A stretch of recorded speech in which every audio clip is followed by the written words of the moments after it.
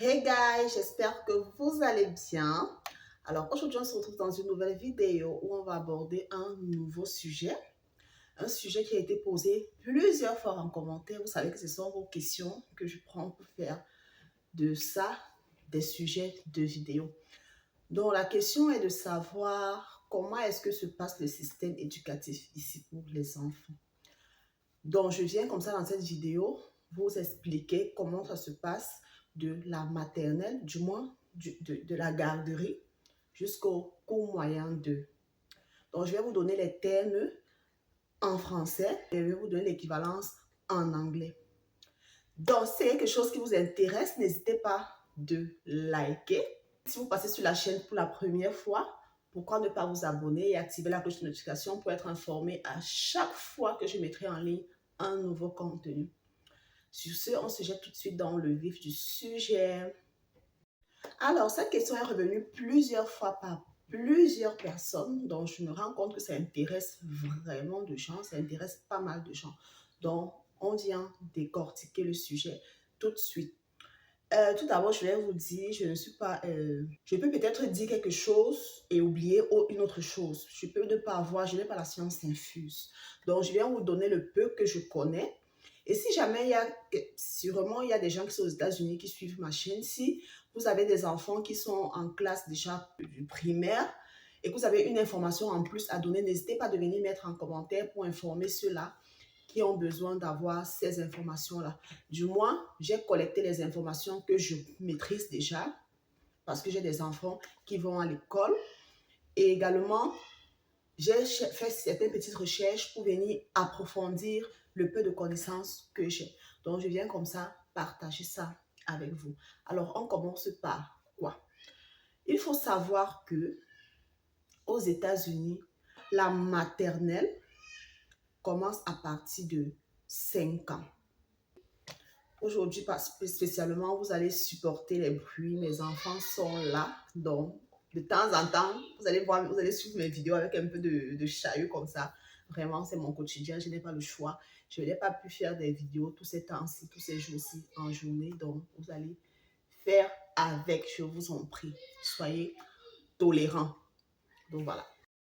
Alors, je viens vous expliquer comment fonctionne le système primaire aux États-Unis. Tout d'abord, il faut savoir que lorsque vous voulez déjà inscrire votre enfant à l'école, il vous faut exactement 6 choses, 6 documents qu'il faut absolument que vous ayez pour qu'on puisse accepter votre enfant dans une école aux États-Unis. La première des choses que vous devez savoir, c'est que vous, parents d'abord, vous devez avoir un ID, donc une carte d'identité. Oui, une social security, bien sûr. En deuxième position, vous devez avoir l'attestation de naissance de votre enfant. Donc, il vous faut absolument une attestation de naissance. Si votre enfant n'a pas d'acte de naissance, il ne peut pas fréquenter aux États-Unis. Il vous faut un acte de naissance.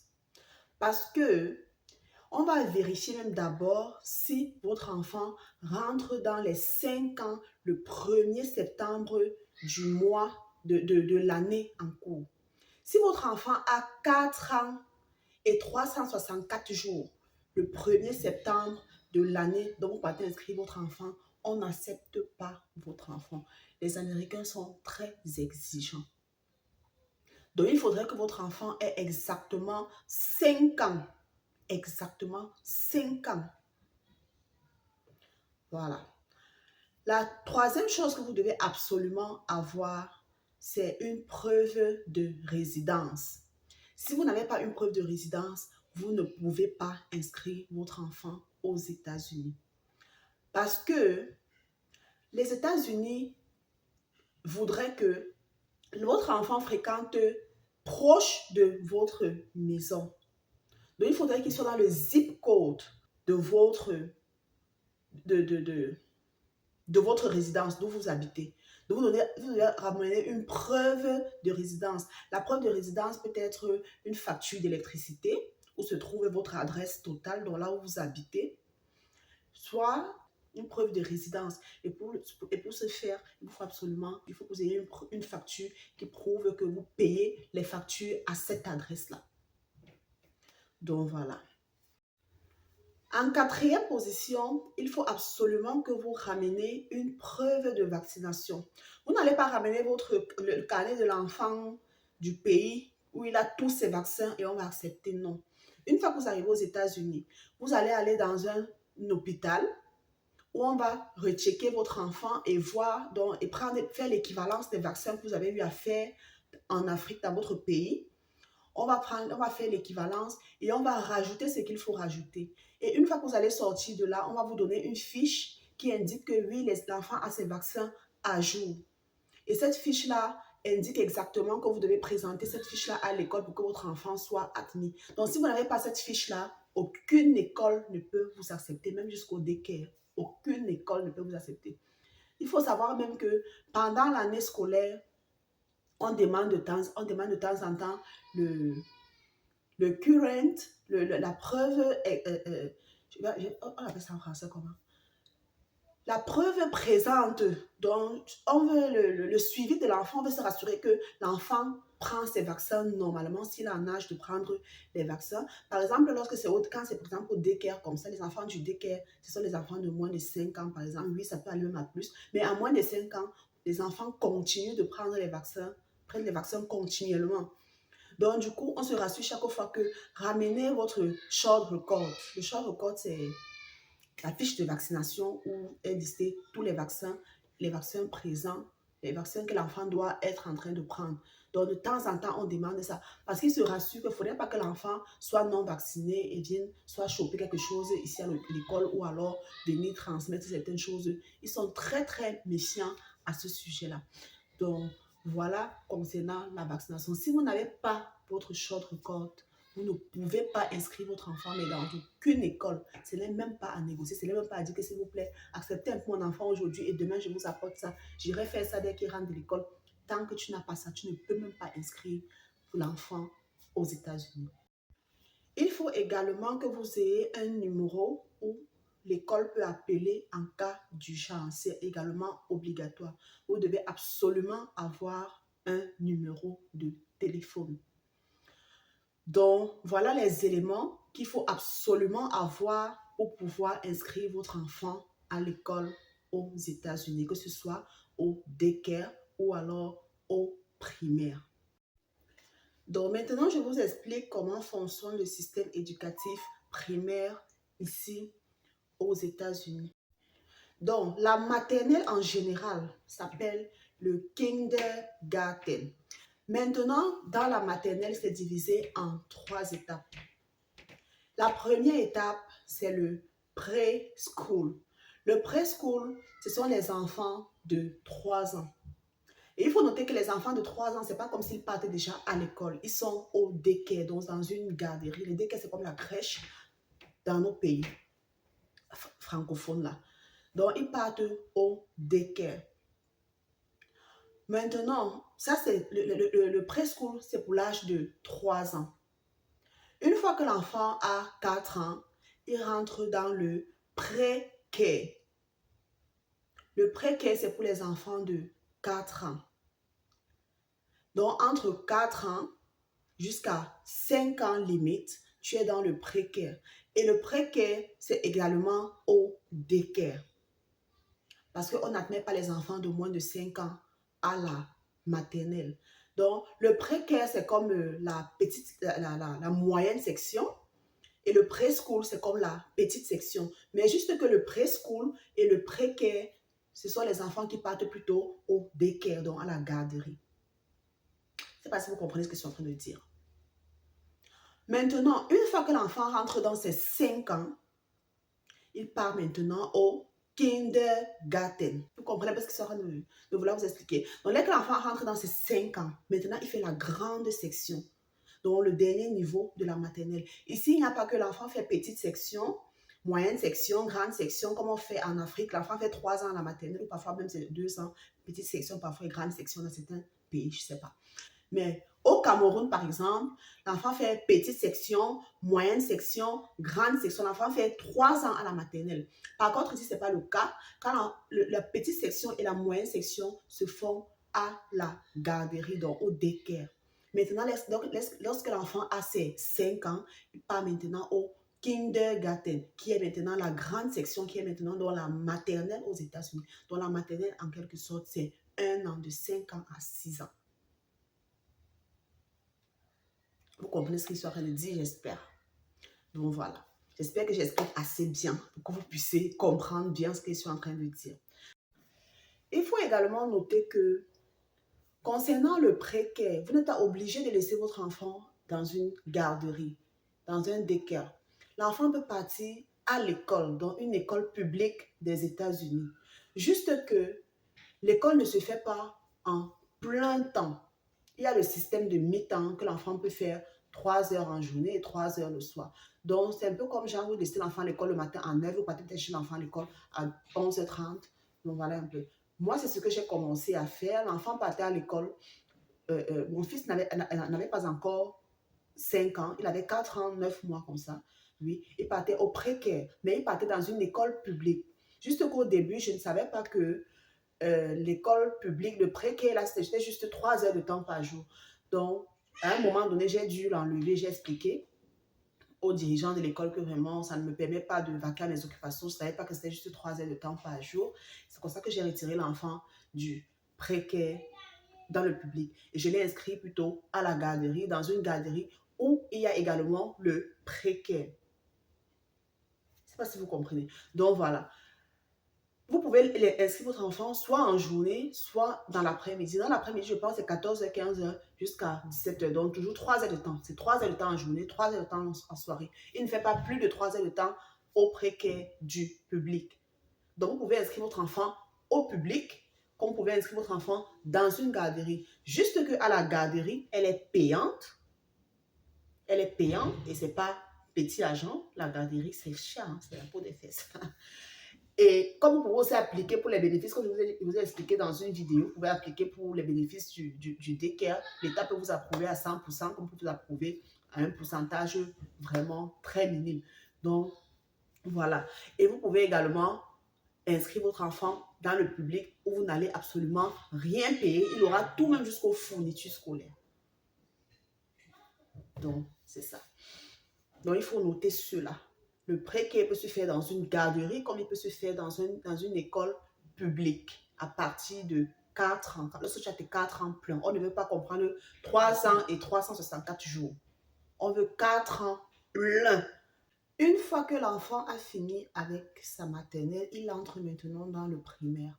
Ici, on appelle le primaire soit elementary school ou alors primary school. C'est comme ça qu'on appelle le primaire ici. Donc, lorsqu'il finit avec sa grande section, maintenant, il entre dans le CP. Ici, on appelle le CP First Degree, premier degré. Le CE1, Second Degree, le deuxième degré.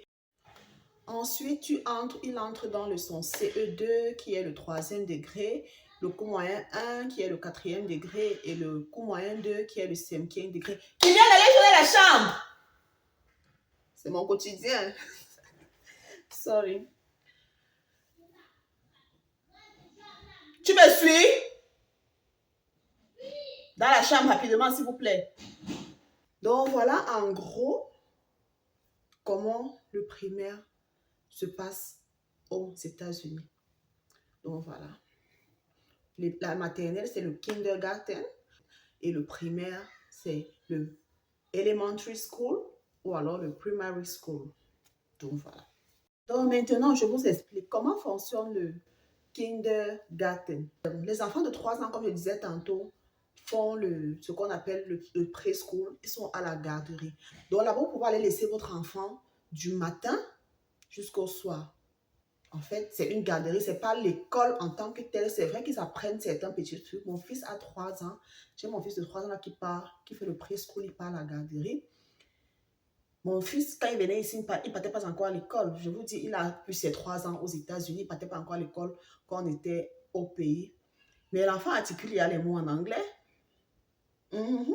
Et donc, il n'a fait déjà que 3 mois de garderie. Il articule déjà les mots en anglais. Il chante déjà l'alphabet français en anglais. Les petits trucs comme ça là. Parce qu'il faut savoir ici, l'école commence ici là à Oklahoma en, en août. Mi-août, l'école avait commencé ici. Je pense que c'était le 10 ou le 15 août. Quelque chose comme ça, 10 ou 15 août. Ça commence en août et ça se termine en mai. Ça, c'est pour l'état d'Oklahoma. Il y a certains états où l'école commence en septembre et ça se termine en juin. Juste que dans le daycare où moi j'ai choisi, où mes enfants partent à l'école, il y a également le pré-care là-bas. Donc là-bas, c'est aussi toujours comme une petite école. C'est pas vraiment l'école, mais c'est comme une petite école. Mon fils parle déjà anglais. Il parle déjà anglais. Il reste vraiment juste qu'il soit performant, mais sinon, il parle anglais. Hier, par exemple, je suis allée chercher mon enfant à l'école. Ils ont colorié les choses et dessiné les choses de Halloween et tout ça là. Et on écrivait le nom de chaque enfant sur son truc qu'il a dessiné. Quand je viens chercher mon enfant à l'école, la maîtresse avait déjà tout pris. Apparemment, on devait prendre pour chaque enfant avec son nom et coller sur les murs dans la salle de classe. Et chaque fois que mon fils rentre de l'école, il me ramène tout ce qu'ils ont fait à l'école. Il dit, maman, j'ai fait ça pour toi, maman, j'ai dessiné ça pour toi, maman, regarde comment tu es jolie, maman. Donc voilà. Donc il a colorié, fait les peintures et tout pour venir me montrer que maman, c'est que je t'ai gardé. Il a fait ça, il voulait donc rentrer avec. Dès que j'entre dans sa classe pour le chercher, il demande à sa maîtresse. J'étais ébahie. Mon fils causait avec sa maîtresse, mais alors, je suis restée comme si je ne voyais rien, mais je voulais qu'il continue à causer pour m'épater. Parce qu'à la maison, on ne parle pas. On parle vraiment presque pas anglais. Il causait avec sa maîtresse. Il demande à sa maîtresse que je veux mon papier que j'ai, je veux mon dessin d'Halloween, je veux. La maîtresse lui explique que non, voici ça. Il dit que donne-moi quand même, je montre à ma mère. Elle dit que voici ça, mais on sait qu'on va coller. Aujourd'hui, je ne rentre pas avec l'autre aussi. On va mettre ça en classe pour décorer votre classe. Il dit que non, donne-moi quand même, je montre à maman. Mais, oh. La maîtresse dit que, ok, c'est là-bas en haut. Il dit à la maîtresse que je ne peux pas arriver là-bas en haut. S'il te plaît, tu peux prendre ça pour moi. En anglais. Je ne peux pas parler comme ça. Hein. Je ne peux pas bien expliquer. Je comprenais tout ce qu'ils comprennent, tout ce qu'ils sont en train de dire. Mais je ne peux pas bien parler comme ils parlaient là. Regarde comment j'ai le sourire. Oh là là. Je suis restée comme ça. Je n'ai pas voulu me manifester devant la maîtresse, genre comme si je suis surprise. Mais vraiment, j'étais quand même étonnée. J'étais quand même étonnée, gars. J'étais contente. Et puis ça, dès qu'il finit, il dit à la maîtresse que, ok, prends, tu peux alors garder maintenant. Mais... Donc, voilà. Donc, ne vous inquiétez pas, vous venez ça avec vos enfants, ils vont parler l'anglais. Mon fils n'a que fait déjà 3 mois. Août, septembre, octobre, novembre. Mon fils n'a fait que 3 mois d'école. 3 mois d'école. Et il parle déjà anglais. Parce qu'il converse déjà avec la maîtresse et ils se comprennent. Et la maîtresse a totalement l'accent américain et il comprend ça. Moi, j'ai encore un peu de mal à bien saisir l'accent là. Par contre, si je parle avec un francophone, quelqu'un qui vient de l'Afrique, je vais comprendre ce qu'il dit. Mais parfois, avec les Américains, là, je ne comprends pas. Je ne comprends pas beaucoup de mots. Il faut que je prête vraiment l'oreille pour comprendre. Mais l'enfant communique avec sa maîtresse. Donc, n'ayez pas peur quand vous venez avec vos enfants. Voilà, je vous explique juste 3 mois. L'enfant, c'est vrai qu'en Afrique, il était quand même un peu bilingue. C'était juste la grande section. C'était juste la grande section en Afrique. Dans le système anglophone, donc c'était pas vraiment comme si il parlait très bien anglais. C'était juste le good morning, how are you, thank you mom, des choses comme ça. Donc, voilà. Donc, n'ayez pas peur quand vous venez avec vos enfants ici.